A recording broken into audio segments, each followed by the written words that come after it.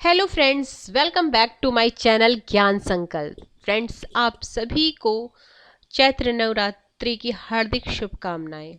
आपका दिन मंगलमय हो। तो फ्रेंड्स, ये मेरा जो सीरीज चल रहा है वो पॉलिटिकल साइंस के यानी राजनीतिक विज्ञान का 1000 क्वेश्चन सीरीज का पार्ट चल रहा है। इससे पहले मैंने 34 पार्ट अपने चैनल पे अपलोड कर रखा है।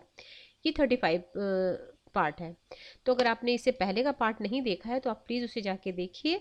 ये यूजीसी नेट के प्रीवियस ईयर के क्वेश्चन की श्रृंखला है जो आपके आगामी जितने भी एग्जाम आप देना चाह रहे हो, अगर आपका सब्जेक्ट पॉलिटिकल साइंस है तो ये क्लास आपके लिए रामबाण साबित होने वाला है, क्योंकि इससे क्वेश्चन हर एग्जाम में आते हैं। अगर आप यूपी टीजीटी पीजीटी दे रहे हो, या यूपी पीसीएस दे रहे हो, या बिहार का दे रहे हो, झारखंड का दे रहे हो, राजस्थान का दे रहे हो, महाराष्ट्र का दे रहे हो, कहीं का भी दे रहे हो, किसी भी स्टेट का दे रहे हो, अगर सब्जेक्ट आपका पॉलिटिकल साइंस है तो ये आपके लिए काफ़ी हेल्पफुल है। तो मैं 25 क्वेश्चन तक, ये 2019 का क्वेश्चन है, 25 क्वेश्चन तक मैं पिछले क्लास में करा चुकी हूँ। आज 26 क्वेश्चन से करना है मुझे। तो ये 26, अगर हाँ आपको किसी भी वजह से ये चैनल आपको हेल्पफुल कर रहा है, आपके प्रिपरेशन में आपकी थोड़ी भी मदद करिए, तो आप प्लीज़ मुझे सपोर्ट कीजिए। मेरे चैनल को आप सब्सक्राइब कीजिए, मेरे वीडियो को आप लाइक कीजिए, अगर आपको पसंद आ रहा है तो लाइक कीजिए और अपने फ्रेंड में शेयर कीजिए। तो क्वेश्चन में स्टार्ट करते हैं। क्वेश्चन 26। तो मार्क्स, गांधी और socialism, Gandhi and Gandhism, Savitri a legend and symbol, Gitanjali. तो सबको पता है गीतांजलि रवि नाम है, या रविन्द्रनाथ टैगोर बोल लिखा है, तो डी का सेकंड हो जाएगा। सावित्री सबको पता है, अरविंदो घोष। तो इसका option A is the right answer. क्या क्या है मैं बता दे रही हूँ आपको। मार्क्स, गांधी एंड सोशलिज्म है राम मनोहर लोहिया की, यानी ए का 3 हो जाएगा। गांधी एंड गांधी आपका अम्बेडकर का हो जाएगा, 4 हो जाएगा। सावित्री आपको पता है अरविंदो घोष का हो जाएगा। गीतांजलि रविन्द्रनाथ टैगोर का। ये काफी सिंपल क्वेश्चन है। अगला क्वेश्चन है जयप्रकाश नारायण की जीवनी किसने लिखी। तो जब इससे भी पूछता है जो महान महान थिंकर है उनकी जीवनी किसने लिखी, ऑटोबायोग्राफी किसने लिखी। तो जयप्रकाश नारायण की ऑटोबायोग्राफी लिखी है राम वृक्ष बेनीपुरी ने। राम वृक्ष बेनीपुरी ने उनकी बायोग्राफी लिखी है। ठीक है। आगे क्वेश्चन है गांधी विश्वास करते थे। तो गांधी किसमें विश्वास करते थे। तो 4 ऑप्शन आप पढ़िए। तो पहला ऑप्शन है साध्य साधनों की उपयोगिता की पुष्टि करता है। साधन साध्य की उपयोगिता की पुष्टि करता है। न तो साध्य साधन और न ही साधन साध्य की पुष्टि करता है। ठीक है। साध्य और साधन दोनों न्यायसंगत होने चाहिए। और तो option D is the right answer. सारे चारों ऑप्शन में सबसे अप्रोप्रिएट यही लग रहा है, तो option D is the right answer.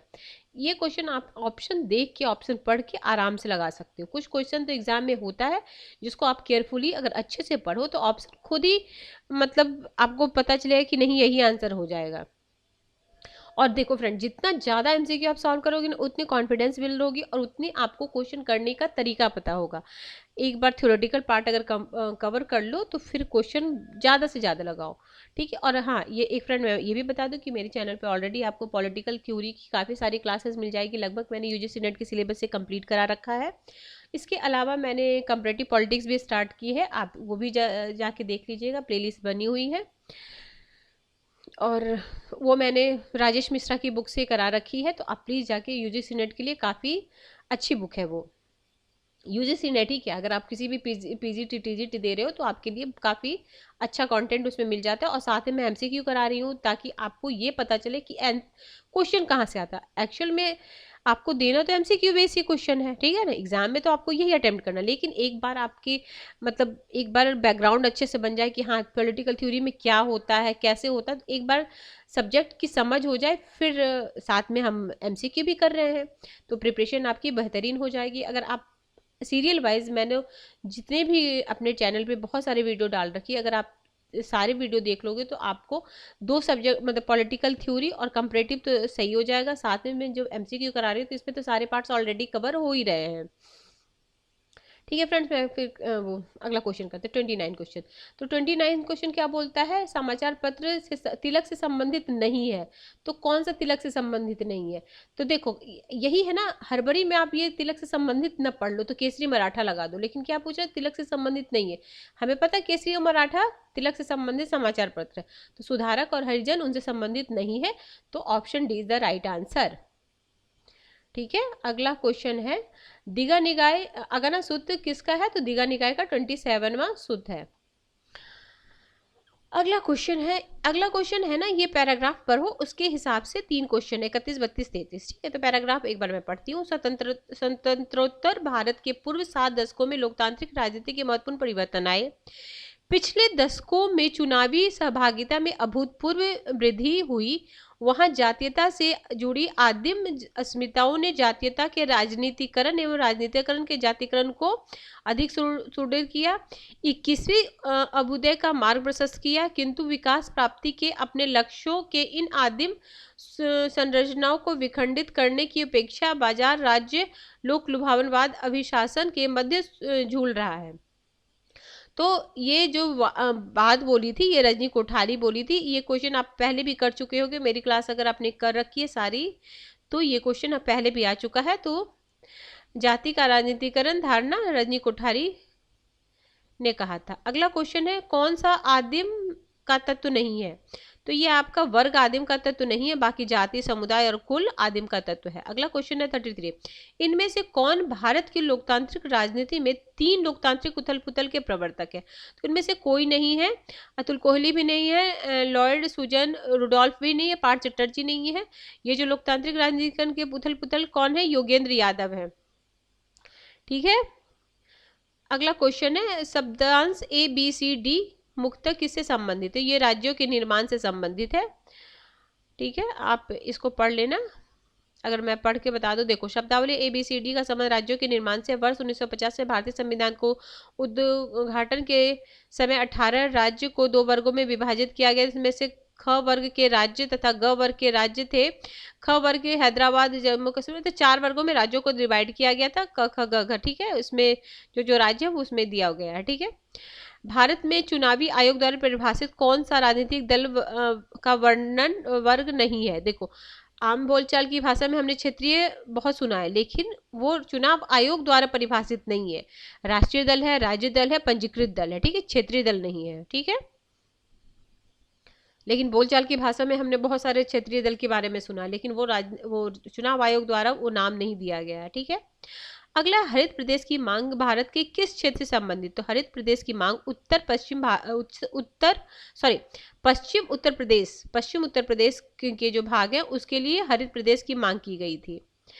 अगला है, जो राजनीतिक दल हैं उनका आपको आरोह क्रम में सजाना। ये क्वेश्चन फ्रेंड्स, आपको राजनीतिक जो इतने भी दल हैं उनका आप ईस्वी सन लिख लो, उनके जो प्रणेता हुए वो लिख लो, उसका सिंबल एक कॉलम बना के आप ऑनलाइन सर्च करोगे तो मिल जाएगा। एक कॉलम बना लो, एक साइड आप राजनीतिक दल उस कब हुआ था, उसका क्या सिंबल है और उसके कौन से प्रमुख नेता हैं या जो स्टार्टिंग किए थे, तो वो आप एक लिख लो और उसको कई बार उसका रिवीजन करो, क्योंकि उससे भी क्वेश्चन आते ही आते हैं।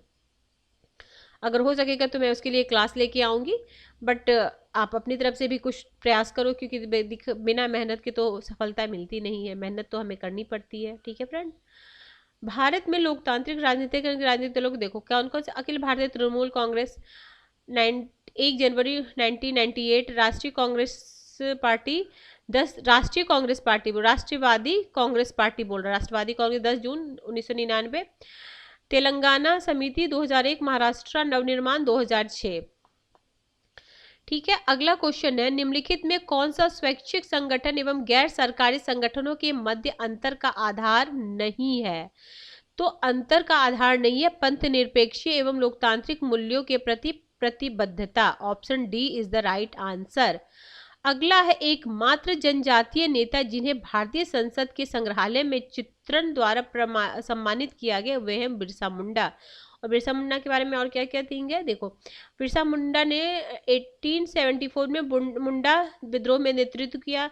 इनको धरती आबा बोलते हैं। 1988 में बिरसा मुंडा को के सम्मान में डाक टिकट जारी किया गया था। अगला है, कौन सा योजना अवकाश प्लान हॉलीडेज से असंगत है? असंगत पूछ रहा है। ठीक है, तो देखो, ये भी संगत, ये लघु अवधि की आकस्मिक योजना थी, बिल्कुल सही है। 66 से 69 हुई, ये भी सही है। युद्ध, मुद्रास्फीति और सूखा इन योजनाओं के मुख्य कारण थे। ऑप्शन असंगत क्या है? ये वाला, योजना अवकाश पहले 3 पंचवर्षीय योजना की विफलता के कारण आरंभ हुई। नहीं, ऐसी बात नहीं है, तीनों पंचवर्षीय योजना सफल हुई थी, इसकी असफलता के कारण नहीं हुई थी। तो ऑप्शन डी असंगत है। तो अब देखो 1 जनवरी, ये वाला तो याद आप लोग को होगा ही। 1 जनवरी 1905 को योजना आयोग को खत्म करके नीति आयोग बनाया गया था। और नीति आयोग का फुल फॉर्म भी कई बार पूछा जाता है। इसको थिंक टैंक बोलते हैं। इसके जो वो क्या बोलते हैं, इसका क्या है, national institute for transforming India. NITI Aayog national institute for transforming India, ठीक है, इसको थिंक टैंक बोलते हैं। निम्नलिखित में से कौन सा हंस जयमर ग्रंथों द्वारा लिखी गई पूर्ण शीर्षक है। देखो ऐसे भी क्वेश्चन पूछे, मेरियर बॉस्टन क्लार्क की पुस्तक पूछा था, इनका पुस्तक, किसी किसी का पुस्तक। अब ये भी एक क्वेश्चन ट्रेंड हो गया है कि इस टाइप के क्वेश्चन भी पूछता है। तो option C, politics among nation the struggle for power and peace, ये है इसका पूरा नाम। क्वेश्चन नंबर 42 क्या बोलता है, क्लैश ऑफ सिविलाइजेशन का अर्थ क्या होता है। क्लैश ऑफ सिविलाइजेशन का अर्थ होता है संघर्ष प्रमुख रूप से वैचारिक एवं आर्थिक न होकर सांस्कृतिक चरित्र का होगा। ठीक है, आर्थिक और वैचारिक नहीं है, सांस्कृतिक। क्लैश ऑफ सिविलाइजेशन हंटिंगटन की बुक है, ठीक है, हंटिंगटन द्वारा लिखी गई clash of civilization and the remaking of world order. देखो इसका पूरा नाम world clash of civilization and remaking of world order 1996, ठीक है। आगे इनकी अन्य पुस्तकें कौन कौन सी है, the third wave democratization in the later 20th century, political order in changing society 1968, who are we the challenge the American national identity 2004, the soldier and the state 1957 एवं क्राइसिस ऑफ डेमोक्रेसी 1975। किसने कहा जब कूटनीति का अंत होता है तो युद्ध आरंभ होता है। ये बोले थे एडोल्फ हिटलर, जब कूटनीति का अंत होता है तो युद्ध होता है। 44 बोलता है क्या है, कौन सा हिंसात्मक गैर राज्य अभिकर्ता नहीं है, तो पीएलओ नहीं है, ठीक है। 45 जस्ट इन वैल्यू पद का अभिप्राय क्या है, तो जस्ट इन वैल्यू पद का अभिप्राय है युद्ध का उचित संचालन। तो ठीक है फ्रेंड्स, आज हम 45 क्वेश्चन तक करते हैं, नेक्स्ट क्लास में से आगे का करेंगे। आपको किसी वजह से ये चैनल हेल्पफुल लग रहा है, आपके प्रिपरेशन में थोड़ी भी मदद करिए, तो आप प्लीज़ मेरे चैनल को सब्सक्राइब कीजिए, मेरे वीडियो को लाइक कीजिए, अपने फ्रेंड में शेयर कीजिए। Till then bye bye, see you in next video.